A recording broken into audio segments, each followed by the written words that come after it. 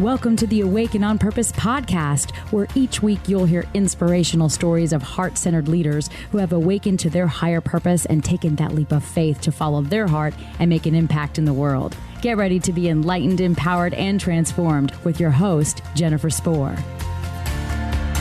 I am so thrilled to welcome today on the show, Sara Khoudary. She is known as the leading authority builder, positioning entrepreneurs to be seen and dominate their industry to be in the top 1%. With over 25 years in marketing, Sara is a highly sought-after certified digital marketing professional, authority building mastermind, automation specialist, and trusted advisor. A master at orchestrating both traditional and digital marketing strategies, Sara has worked with clients around the world and specializes in developing entrepreneurs to reach their first six figures, and has also created several millionaires with her process. Sara is a professional speaker and has spoken on an international stage. She has also been seen in ABC, NBC, Fox, and the CW. With a heart for propelling her clients to new levels of success, she is the founder of Entrepreneurs of Success. Her mission is to inspire, empower, and advance entrepreneurship. Welcome, Sara. I'm so thrilled to have you. Thank you so much, Jennifer. I am super excited to be here with you today as well.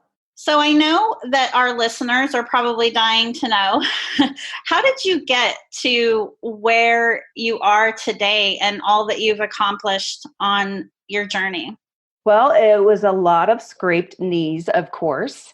You know, early on, graduated college, and of course, what do? You go into corporate America, right? So at the time, I went straight into corporate America and was in grad school at the same time, having my first marketing position as the director of marketing for a land development company and a water park out in Albuquerque, New Mexico. And that's where everything started, right? In the journey of corporate America and getting out there into the world. But what was incredible is I had an amazing boss at that time. And that boss worked for the company for several years. He sat us down one time, myself and a colleague, and he said to us, all right, here's the deal. I need to know from you two. You both have some incredible talents, and I fully believe everybody should own their own business. I want you all, by the end of the day, to share with me what you believe your biggest talent is, what kind of business you can create from that. And then I want you to go down to the city by the end of the day and record your business and get yourself licensed. So it was one of those random challenges. I was young and I was like, okay, this is actually quite exciting. So at that time, I became what was known as a commercial artist, right? Which is now in the graphic industry as a graphic artist, and started there and running my own graphic design business, really small, while I was running as director of marketing for that organization. Fast forward, it comes down to my children. I had my first child and I was like, you know what, I'm done. I'm done working for corporate America. This isn't my calling. My calling's to be home, and even more so, my calling is to be in a position where I can serve others, but make my family a priority. And I had this business that I kept doing on the side. So I really took it seriously after that, and then just continued to evolve with the whole industry, right? The industry we went into, I know it sounds crazy, but the web started up, running websites, internet, everything started growing. And I just was able to transition with that market and was able to really develop into digital marketing and be able to serve people in a way that there's not many of us that have been able to be in that long of a journey of transition in a market. And I just was always so passionate about raising other people up. And that was always my heart space. My happy space was being out there and just really letting people shine and share who they were to the world. So that's really where it came down to, was that transition of being at home and just all those growing pains. I went through partnerships that didn't work. I also had early on in a partnership had ran into some issues when we ran into bankruptcy with the company. So I've had my own journey of all this different stuff happening, but I always knew in depth where I was supposed to be, right? Just in my gut was always to be this business owner and be in a position of serving others in the manner that I do by using my creative talents and my analytical skills at the same time. So that's pretty much it. I love what you said about using your gut, right? And that knowing that you were where you were meant to be, that you were where you needed to be. So many people are conditioned to believe that they need to look outside themselves for the answers, right? But it's so important to listen to our gut. Absolutely. And let me tell you, there were so many times when I was going on that journey for myself, right? Just knowing, there's a pull you have. There's that gut feeling. There's a pull always. But there's a part of us out of whatever it is, fear of being visible, or, that time, money, energy, or that who do I think I am of what I'm doing, that I backpedaled, right? And I'd go, oh, no, I have to get my resume back out there. I have to get something more solid, a job. And I will say in that journey, I did it a few times, but it was so not aligned with my purpose. And energetically, you feel that, right? So for any of those listeners that you're in that position with that one job or that space, and you have that voice in you saying, you should be doing something else, or you even know what that is, and you're having that chitter chatter of telling you, oh, no, you can't do that, whatever. Even going through where I'm going, there were times I backpedaled, but always knew, I wasn't being authentic to myself, and I wasn't going in the right direction until I followed that gut and I followed where my heart was really driving me. When you mention the backpedaling, I know that a lot of people out there want to know, how did you pull yourself out of that? Because there are so many people that go into that space, right? And then they end up feeling paralyzed. Like they're unable to move forward. So how did you pull yourself out of that? Belief in myself was one, but here's one of the key things I did. I surrounded myself around the people that were doing it. And then I realized I could keep doing it. Now, there's that shakiness of like dipping a toe in one end of the lake or the pool, and not going full in. So there were times early on that, I was like, I'll hold a part-time job. Oh, I'll do something like this. And then I'd have my business, because it came down to, the biggest thing it came down to was belief in myself and the drive to keep going, doing, not stopping, making that momentum go, and truly believing in my heart that I had a gift to share and the right people were coming to my way. And when I got there, and mind you, it takes time, it fell in place. So I don't have those as much. But if you're sitting there and you're going, oh, what is it? I would say evaluate what you have done and what you have put to place. And do you have the right people surrounding you? Absolutely. That is so important, to have the right people surrounding us. That's another, I guess I'll refer to it as a pothole that people fall into, and that I did as well several years ago when I was going through my own journey of transition, is that a lot of people listen to those that are closest to them, right? Which people who love us are well-meaning, but they may not be traveling a similar path. And so although their intentions come from a place of love, making major life decisions based upon their opinions might not be the best thing. Oh no. I hear you, girl. I hear you on that one. So many people get so many people.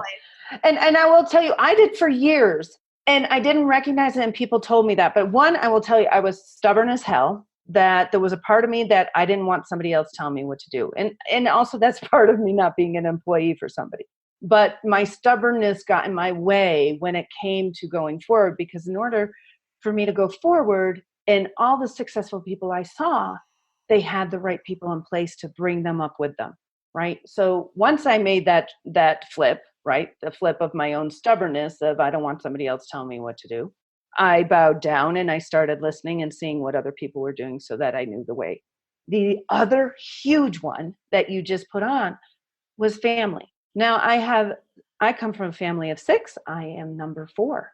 A lot of opinions, a lot of amazing people that have done extraordinary things, but what works for them doesn't work for me. And it took me actually deep breath, right? So everybody will know this, I would think, will resonate with this deep breath of love them anyway, but I had to turn them off.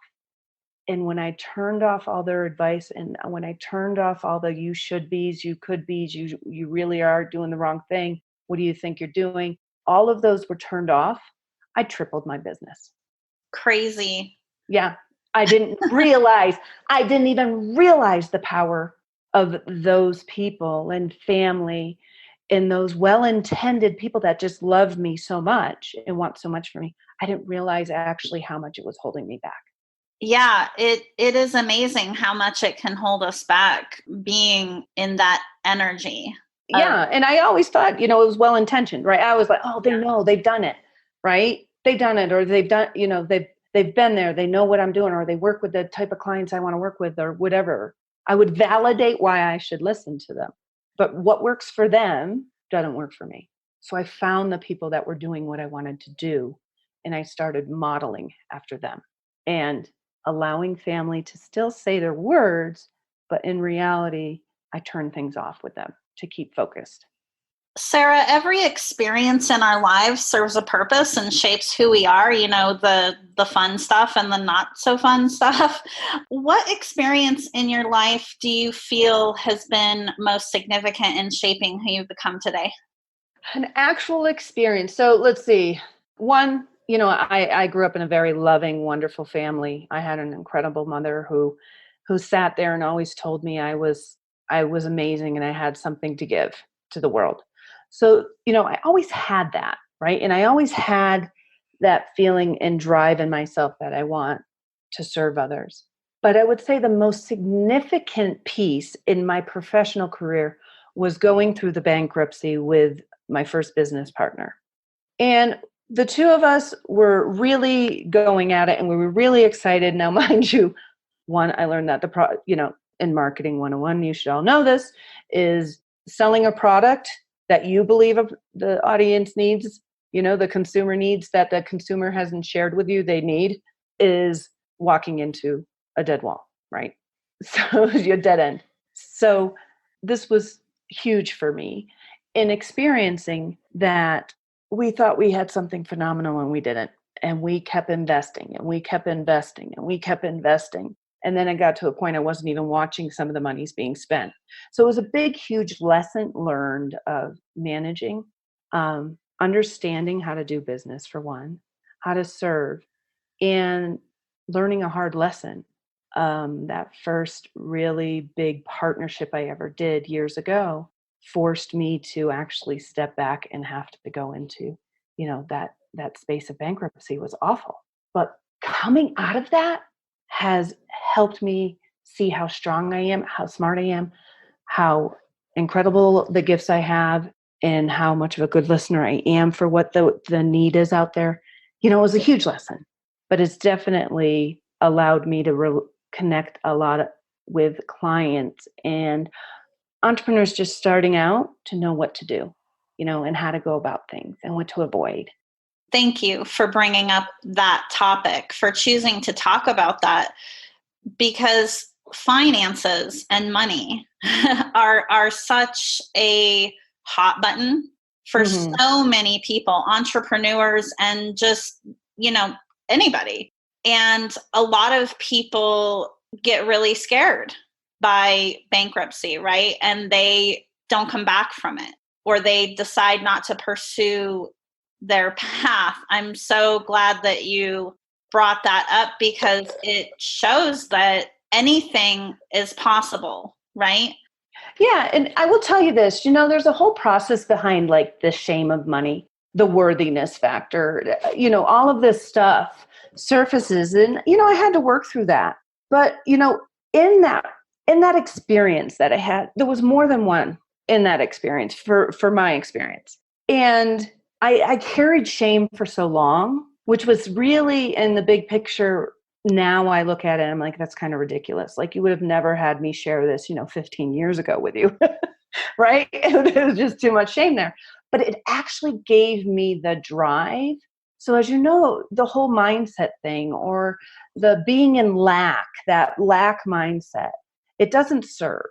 But when I was able to learn, I learned the gifts of shifting your mindset, of drawing, the money's, the finance things to you, the everything, the, as you said, the I can't afford it thing.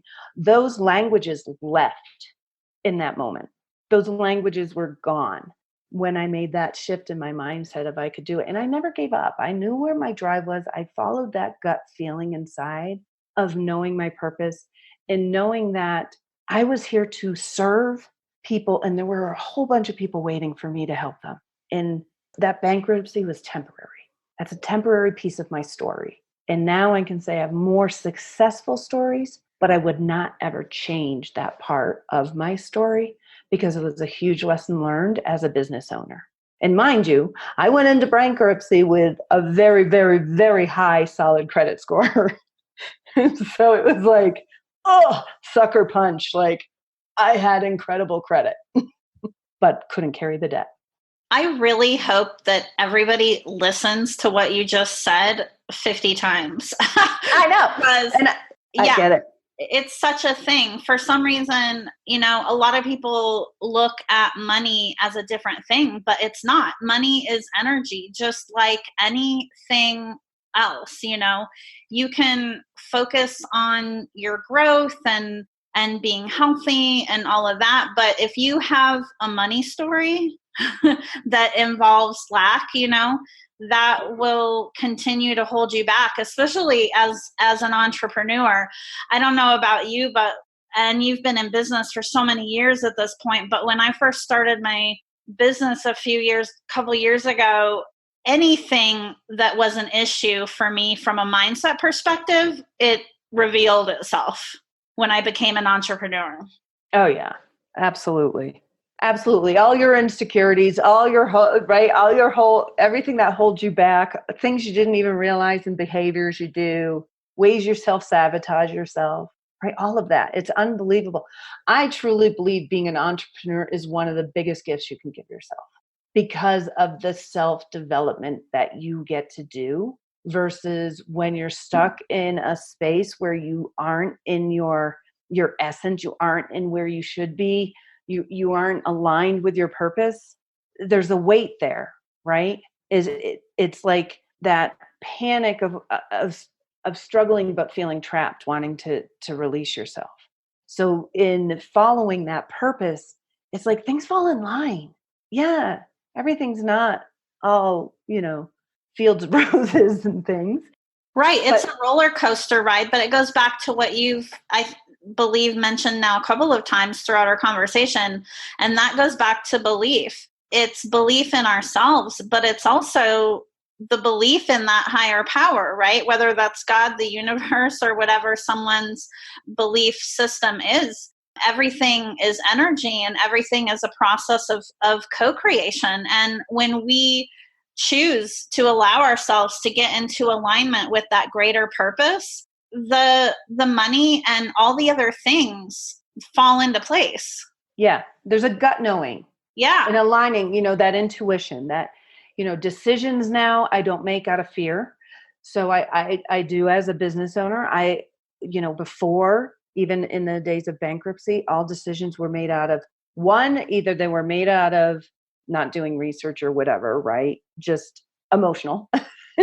And the other was really just totally being in fear, making a decision based on fear. And now I'm very aware that I tap into, okay, is this decision out of fear? Is the decision why I'm not doing something out of fear? Is the decision why I'm doing something out of fear? Really key what you just said there, because our gut feeling, our intuition is not fear-based. The fear comes from our mind and based upon, fear of the unknown, fear of past experiences. Mm-hmm. And so it's also really important to know that there's a difference. A lot of people hesitate in making decisions because they're confused about the guidance that they're getting. Right. So you're saying between like intuition versus fear. Yeah, exactly. Yes. Knowing the difference between that gut feeling and the mind chatter. which is the fear. Yeah. I call her Sybil. Sybil, I love that. I don't have a name for mine. Yes, I joke around, I call her Sybil. We have arguments all the time on doing things, but yes, I completely agree with that. There are a lot of people out there who are feeling called to do more, who are feeling called to make a change in their lives, to make a bigger impact, to follow that higher calling. For those people, what would your number one piece of advice be in terms of how they can take action to move forward today? One of the biggest things I would say is, and I'm getting chills right before saying this. Oh my gosh, I'm actually getting chills right now too. Are you? Okay, yes. Yeah. Is taking that risk. Like if it's something that's continuing to speak to you and is continuing to come up over and over, you deserve it, right? You're worth it. You are meant for something. And if that whisper, that knowing, that feeling is continuing to surface, it's not going to go away, especially if it's years from the past. So one of the biggest things I learned was to let go and to trust and to take the risks. Because what I've found is even taking those risks, something amazing always opens up. Even if maybe that moment's choice was not 100% in the right direction, but it still was one direction closer to where I meant to be. And listen to that gut, because it is your roadmap on where to go next. It really is. I still have the chills right now. If we have time, I'll share one story. Yeah, go ahead. One story for me. When I was young, before I went out of college, right out of college, I was waitressing. I was waitressing in a small town near where I grew up, and I randomly had this couple come to me. Now, my heart was always, I need to leave Massachusetts. I grew up in Massachusetts. I'm like, I need sunshine. I need to go somewhere where the sun is and there's mountains. That's where I want to be. And at the time, I was looking at art school because I wanted, at that time, I thought art therapy. And this is what's incredible is when doors open, right? When these doors open, opportunities to trust, to take risks. This is where my story is going. Is this couple sat down from El Paso, Texas. Never knew them. I served them their meal, and they kept asking me questions about who I was and what I wanted to do. And it aligned with all these little voices in my head telling me what I should do. Voices or my gut. Like there was this knowingness I was leaving. I just didn't know where I was going or what I was doing. By the end of that meal, that couple offered me to move to go to grad school in New Mexico. They offered me a job. And on top of it, they called my parents and helped me get out there, all within serving a couple for maybe an hour and a half. And 2 weeks later, I was in New Mexico, had a place to live, had a job, and was attending grad school. So it was like a total trust moment in my life. I had to enroll my parents to trust these strangers that didn't know me from Adam, other than to serve them. And then I had to trust I'd be okay. I had a job. I had a place to live, and just everything fell in place for that moment. And if it wasn't for that moment, who knows where I'd be now, right? But deep down inside, there was a knowingness in me that I had to fight for that opportunity in that moment. The synchronicity of that, the universe just blows my mind. Right? Totally. Yeah. Yes. I had goosebumps the whole time you were telling that story, and crazy stuff like that happens to me all the time. Magic, crazy magic. Yeah. I always say too that miracles can literally happen in a moment. By default, we all have limiting beliefs because we're a product of our environment, right?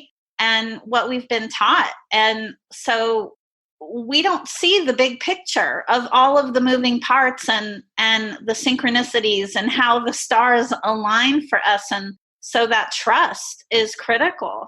It's so important to know that. It's scary as heck. It is scary as heck. I will tell you, I got on that plane leaving my parents, not having a clue. And I was in my seat bawling my eyes out because I'm like, oh my God, what am I doing?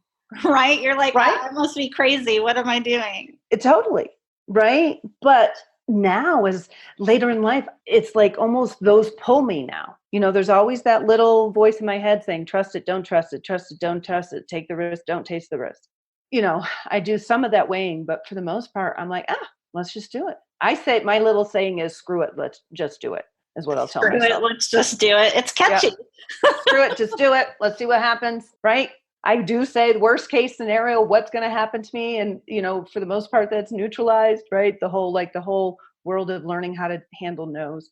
I do that with making those types of decisions on trust is, let's evaluate. What's the worst thing that can happen? Okay. Is that so bad? No big deal. Of course, I compare things. Like, is it as bad as having gone through bankruptcy? Right. Those type of things. Yeah. We're here for a reason. I mean, what's the worst that can happen? We have an experience. We learn from it, and that's the thing too, is that we often make things out to be much worse than they actually are. I agree completely. I had a gentleman who was a vendor of mine years ago, and we were talking about entrepreneurship. And that's one of the big things he told me. He said, Sara, it's not easy. It takes a certain person to really drive toward their purpose, whatever that may be, entrepreneurship, whatever. But the difference is those that are going in the path of where they're supposed to be. We have more bumps and bruises, but we've learned a lot more and we're a lot wiser. But that's also why a lot of people don't do it, because it's harder. So it's a matter of, do you want to go and still have the bumps and bruises sitting back? Or would you rather be driven toward your purpose, still having the bumps and bruises, being wiser and more aligned in what your purpose is here right now?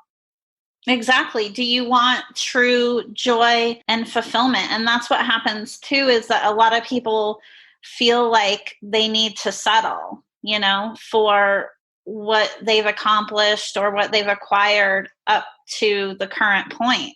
And our souls actually crave expansion. I love that you said that. Because there was a time in my life that I'd be like, I don't want to learn anymore. I don't want to do anymore. Right? Again, my stubbornness. And yeah, there's an energy behind it. Like you're saying, is we want to continue to evolve. We want to continue to grow. And honestly, when we are stagnant in anything we're doing, then we're not aligned with our purpose. Right. When we're eternal students. Yes. And I do find like even growth, right? Growth in the different stages of saying, find the right people, surround yourself with the right people. Well, there are times those people that are around you shift. Same thing, right? Of when you're feeling comfortable, what you're doing, comfortable in the space you're in, and you don't have that stir, it's time to make a shift. It's time to move up level, whatever you will need to do. So in many cases, those transitions of the people that surround you. There might be a certain group that surrounds you at this point in your life, and then you shift on to the next point in your life and you up level to a new group because you're growing beyond, but you're also opening up to more possibilities and more ways in which you need to serve in your purpose. That's one of my triggers. If I'm feeling comfortable, it is time to find that next either group or way to serve or whatever is next. Yeah, that's a great indicator. Sara, you inspire me. I just loved our conversation so much today. How can someone find you? Because I have no doubt there are lots of people listening to this that definitely want to learn more about you. Absolutely. So the best place really to find me right now is to go to LinkedIn and look for Sara Khoudary, and that last Sara without an H. Last name is Khoudary, and it's pronounced Khoudary, like a canary, throw in that D. And that's the best place to reach me, and watch out for Entrepreneurs of Success, because there'll be lots of opportunities there for people to engage in the future. Very exciting. Thank you so much, really, for joining us today. It's been such a true joy to speak with you. Absolutely, Jennifer. I enjoy our time always together. And thank you so much to the audience and to you as well for having me on your show today. Thank you. Thank you for listening to the Awake and On Purpose podcast. Please visit us and subscribe to the podcast at awakeandonpurpose.com so you never miss an episode. To learn more about how you can connect with your higher purpose and take that leap of faith to make your impact in the world, visit us at jenniferspor.com. And while you're there, be sure to join our email list for exclusive offers and a weekly dose of inspiration.